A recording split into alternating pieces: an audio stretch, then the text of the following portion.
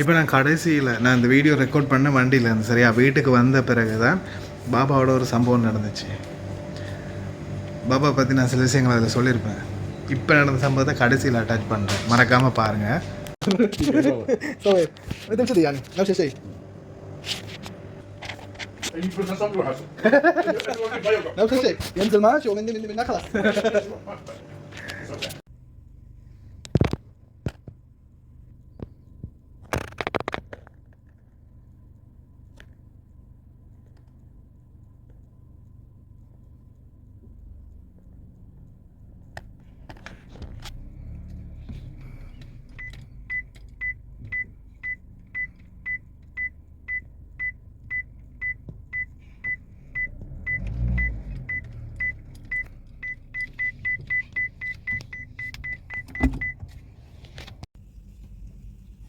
பார்த்தீங்களா வீடியோ?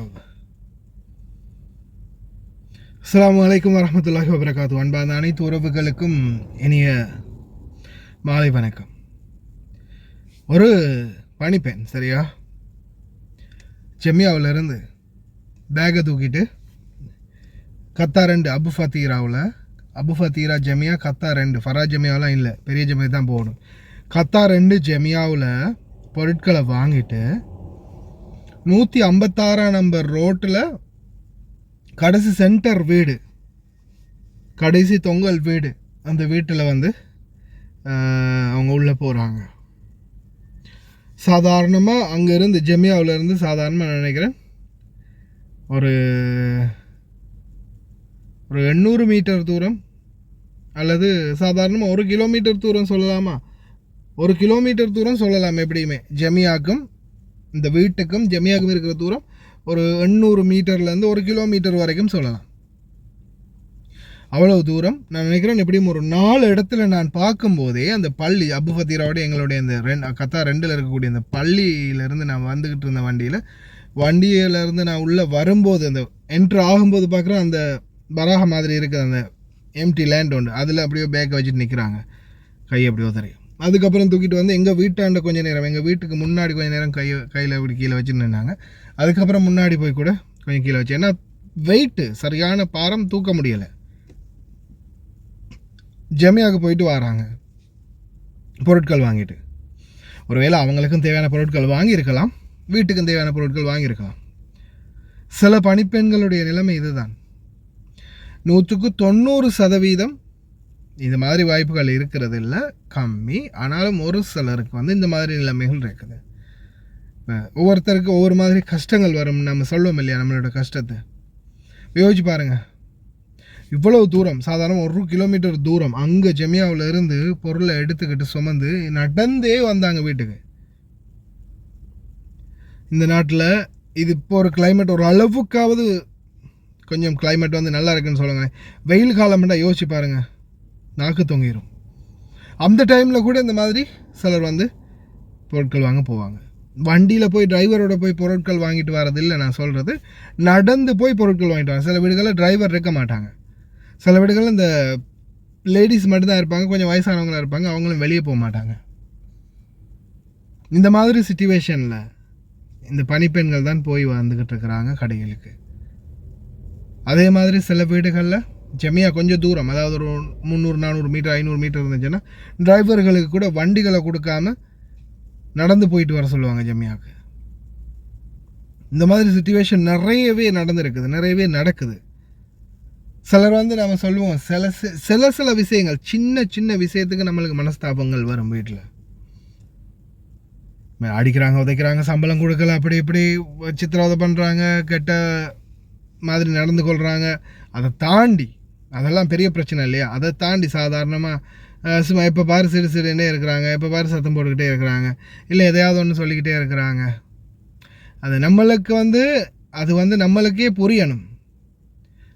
அவங்களோட இருக்கிற அந்த பிரச்சனை வந்து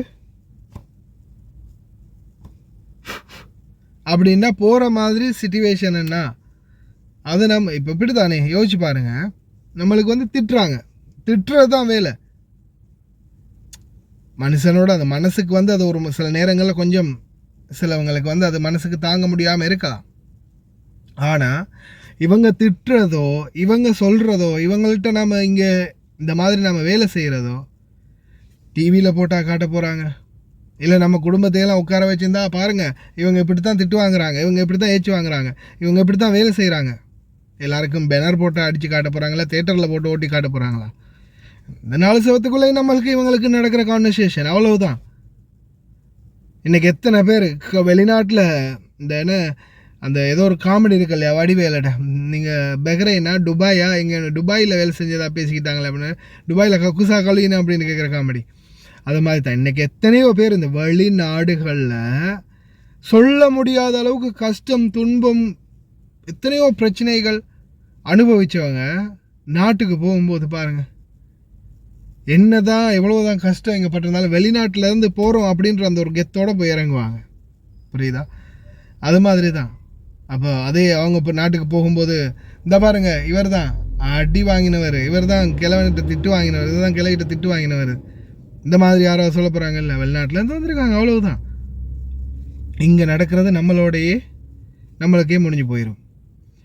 நம்மளுக்கு அது பாரதூரமாக இருந்தால் மேலதிகமாக நம்ம உங்களுக்கே தெரியும், தூதரகத்துக்கு போகலாம், வெளிநாட்டு பணியத்துக்கு தெரிவிக்கலாம், எத்தனை விடயங்களை தெரிவிக்கலாம். பாரதூரமாக இருந்தால், அப்படி இல்லாத பட்சத்தில் முடிஞ்ச அளவு நிறைய பேர் இருக்கிறாங்க, இன்றைக்கும் இருக்கிறாங்க, நிறைய பேர் இருக்கிறாங்க. நான் வந்த புதுசுலையெல்லாம் எனக்கு எங்கள் பாபா வந்து இந்த இடத்துல இதில் அடிப்பார், இப்படி ஒரு அடி, இந்த சத்தம் கேட்கும் பாருங்கள், இப்படி அடிப்பார். இதில் எனக்கு இங்கே அடி விழும், அவர் அங்கே தான் இருக்கிறார் அந்த சைடில். அட்டுஜி ஓ ஐயோ சார் யமீன் பாடா படுத்துவார்.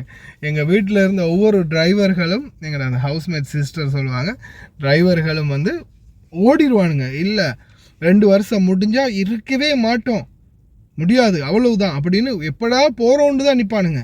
காலில் டயர் போட்டுனவங்க கணக்கா, நீ மட்டும்தாண்டா இருந்து பிடிச்சிருக்க இந்த கிழவனோட அப்படின்னு சொல்லுவாங்க. சரியா?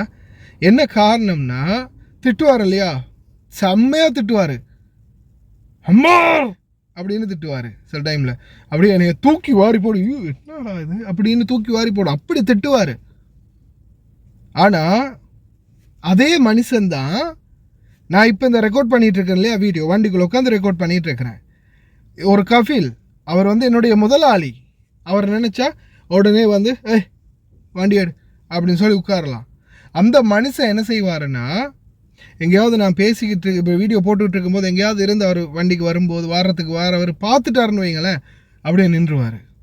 நான் அந்த வீடியோ முடிச்சுட்டு அதுக்கப்புறம் கதவு திறந்து ஜன்னலுக்கு நான் திறக்கிறத பார்த்தாருன்னா அதுக்கு பிறகு தான் மூவாகி வருவார். சரியா? அந்த மாதிரி ஒரு டைப்பு. இன்னைக்கு எத்தனை கேஸு வழக்கு இருக்குது, தேச துரோகி கேஸு 3 போட்டு வச்சுருக்கானுங்க. எனக்கு இந்த நாட்டுடைய தகவலை நான் திருடி மக்கள்கிட்ட பொய்யான விதத்தில் பகிர்றேன் அப்படின்னு, எதுக்கு? இந்த போனஸ் சம்மந்தமாக பதிவிட்டதுக்கு. ஆனால் இன்றைக்கி என்ன நிலைமை? இன்றைக்கி நான் வெளியில் தான் இருக்கிறேன், அதுக்கு காரணம் அவங்க தான். இவ்வளோ கேஸ் பிரச்சனை, எத்தனையோ கொய்டிகள் கால் பண்ணி சொன்னாங்க, உங்கள் டிரைவர் என்ன இப்படியெல்லாம் செய்கிறான், வீடியோ போடுறான், என்ன யூடியூப் செய்ய வந்தானா இல்லை டிரைவிங் வேலைக்கு வந்தானா அப்படி இப்படின்னு. அது அவனோட பர்சனல், அதில் நான் தலையிட மாட்டேன். நான் கேஸ் போடுவேன், அப்படி போட்டுக்கோ, அவரே தான் சொன்னது, போட்டுக்கோ. அவன் மேலே தப்பு இருந்தால் அவன் ஜெயிலுக்கு போகட்டும், அவன் மேலே நியாயம் இருந்தால் அவன் ரிலீஸ் ஆகி வெளியே வருவான். அந்த மாதிரி. ஆனால் அவர் திட்டினாரே, அடித்தாரே, உதைச்சாரே, இவர் இப்படி பண்ணுறாரு, ஐயோ கத்துறாரு, இனிமேல் நம்மளால இருக்க முடியாது அப்படின்னு மற்ற டிரைவர்களை மாதிரி நானும் இந்த இடத்த விட்டு போயிருந்தேன்னா எனக்கு இந்த ஒரு அங்கீகாரமும் கிடைச்சிருக்காரு, இந்த ஒரு தகுதியும் கிடைச்சிருக்காரு. இன்றைக்கி நான் பேசுகிற இடத்துல இருக்கிற, நீங்கள் கேட்குற இடத்துல இருக்கிறீங்க. சரியா? நான் சொல்கிறேன் என்ன காரணத்துக்காக. நான் இதை பற்றி நான் சொல்லிக்கிட்டு இருக்கிறேன், நீங்கள் பார்த்துக்கிட்டு இருக்கீங்க. என்னுடைய ஒரு கான்வர்சேஷன் உங்களுக்குள்ளே உருவாக்கிச்சு. எப்படி இந்த பாபா எனக்கு அனுமதி கொடுத்தாரு, அதே மாதிரி இந்த இடத்துல நான் சகிச்சுக்கிட்டு இருந்ததால் வந்த புதுசில் சாப்பாடு கஷ்டம், பழைய சாப்பாடு தான் கிடைக்கும், எல்லாமே கஷ்டம்தான். இன்றைக்கி அதே கிச்சனுக்கு உள்ளே போய் என்ன வேணுமோ வேண்டியதை வகை வகையாக சமைச்சு சாப்பிட்ற, கிச்சனுக்குள்ளே உட்காந்து சாப்பிட்ற அளவுக்கு இருக்குது. வீட்டுக்குள்ளே வீட்டு புள்ள மாதிரி பழகிறோம். கார்டு, பேங்க்கு கார்டில் இருந்து கடைக்கு போகணுமா, சாமான் வாங்கணுமா, என்ன வாங்கணுமா, பில்லை கொண்டு போய் கொடுத்தா என் கண்ணு முன்னாடியே கசைக்கு உடனே தூக்கி குப்பையில் போட்டு காடை மட்டும் எடுப்பாங்க, இல்லை சாமானை மட்டும் எடுப்பாங்க. எதுவுமே அந்த ஒரு நம்பிக்கை, நம்மளை சரியாக இந்த இடத்துல நடத்திக்கிட்டோம். பிரச்சனை இருந்துச்சு, கொஞ்சம் அட்ஜஸ்ட் பண்ணி போனோம். இன்றைக்கி இப்போ கூட இந்த பாபா திட்டுவார் தான், ஏதாவது ஒரு மிஸ்டேக் ஆகிடுச்சுன்னா. கொஞ்சம் நேரம் நான் தவ்வாரில் போயிட்டு வண்டி அங்கேருந்து தூரமாக வருது, நான் அழுத்தினா போயிடலாம், நான் அப்படியே நிற்பேன். ப்ரோ எவ்வளோ அப்படின்னு கத்துவார். உடனே வண்டி எடுத்துகிட்டு போகிறது தான். இந்த மாதிரி நடக்கும். சலிப்பு இல்லாமல் சந்தோஷத்தோடு நான் வேலை செய்கிறேன். அதால் அப்படியோ கண்ட்ரோல் பண்ணிக்கிட்டு போகிறேன். ஏன் அவர் திட்டினதால், அவர் இந்த மாதிரி தட்டினதால் நம்ம இந்த பட்டங்களாண்டு கீழே விழ போதா? இல்லை நம்மளை நாட்டில் சக்தி டிவிலையும் சரச டிவிலையும் போட்டு காட்ட போகிறாங்களா? இந்த சர்பானை பாருங்களேன் எப்படி அடி வாங்குறான், எப்படி திட்டுறான்னு. நான் சொல்லி தான் உங்களுக்கே தெரியுது இல்லையா? அது மாதிரி தான் சில விஷயங்களை அட்ஜஸ்ட் பண்ணி போக பாருங்கள். சில விஷயங்கள் அட்ஜஸ்ட் பண்ணுங்கள். கொஞ்சம் மனசை தளர விடாமல் கட்ஸாக இருந்து பாருங்கள். நீங்கள் உயிரை விடுறது கூட யோசிக்க மாட்டீங்க. எதை வந்தாலும் என்ன வந்தாலும் பார்த்துக்கலாம்டா அப்படின்ற ஒரு நிலைமைக்கு தள்ளப்பட்டுருவீங்க. ஜஸ்ட் எனக்கு தோணுச்சு இதை சொல்லணும் அப்படின்னு. அதே மாதிரி சிலர் படுற கஷ்டத்தில் நம்ம பார்க்கும்போது நம்ம ஏமாத்துறோம் அப்படின்னு தோணும். இன்றைக்கி அதே சாமான் இல்லை அப்படின்னு சொன்னால் டிரைவரோட போய் வண்டியில் போய் காடையும் கொடுத்து சமையாவில் போய் சாமான் வாங்கிட்டு வா அப்படின்னு சொல்கிற எத்தனையோ வீடுகள்லையும் சின்ன சின்ன மனசு கசப்புகள் இருக்கும். சிந்திச்சு பாருங்கள், அந்த பெண்மணியை அவ்வளோ தூரம் கை கடுக்க பொருட்கள் தூக்கிட்டு வந்து வீட்டுக்கு போகிறாங்க. இதுதான் வாழ்க்கை, இதுதான் நிதர்சனம். சிந்தித்து செயல்பாடுங்க. ஏன்னா இன்னொரு வீடியோவில் சந்திக்கலாம். قلت لك يعني بدو ثلاث اشهر حق هذا سياره يبي يطلع الكومه اصلا اي خلاص شوف تلجني هذا انت شيء خلاص المطر شيء لا بس يرو داخل سابق الحين وين يرو يدخل داخل بنك الخليج ابلكيشن جلف ابلكيشن يلا ادخل داخل الحين نشوف رصيدي اشوف هذا المسج يلا خلاص فوق هذا لا هذا 800 الحين يجي مسج يمكن اي مسج انت الحين هذا هو جلف بنك يجي زين انا بطرش الحين هذه زين موتوسيكلي شنو اللينك؟ لينك يبي يدفع يعني؟ يبي حق يدفع اي واحد؟ ادفع لها انا زين هو عندك كارت معك؟ اي كرت معي يلا بس ابي اشوف هو الحين ساعه هذا يلا ابي اعرف الشنطه. اي شوف هذا الحين انا اعلمك. الحين اضغط هذا اللينك. زين الحين دقيت دفع. ايوه اي دفع. لا شوي خلاص الحين يوصل. الحين اول واحد شوف اول واحد اي شنو دق هذا اضغط هذا والحين شوف بنك شنو البنك انت سلكت هذا هذا جي بي كي قلب بنك بنك الخليج. والحين شوف هنا شوف رقمك هذا البطاقه الحين 5316 ما اشوف انا اي هذا هو 53 اي اضغط هذا لا هذاك ايوه الحين شوف من رقمك هنا من ستارت 53 اي 1644 وين هاكو هذا 531644 شوف من تحت هذا هو هذا اي الحين شوف رقم باقي 10 تلقي هذا اضغط الحين يمه ايوه الحين شوف رقم هنا الحين هذا انت خطيت هذا 4 اخر شيء بعدين الحين 1 قول لي انت 0 5 1 7 6 7 6 7 6 ايوه مره ثانيه 9 1 حط رقم سري مال انت خلاص مرة ثانية شوف شنو في هنا هذا الارسال ولا ارسال هذا الرسالة الحين يجي او تي بي يلا خلاص الاو تي بي 5 7 4 7 وين ما يطلع كا اضغط هذا 5 7 4 7 3 0 يلا تأكيد عمليات ارسال اي تأكيد عمليات ايوه يلا يلا شاطر سويت مثل كذي يعني نفس الشيء. يلا ها كارت مشهورة عفوا اي فلوس الصبر وحاسب نفس الشيء ينزل ماشي ومني خلاص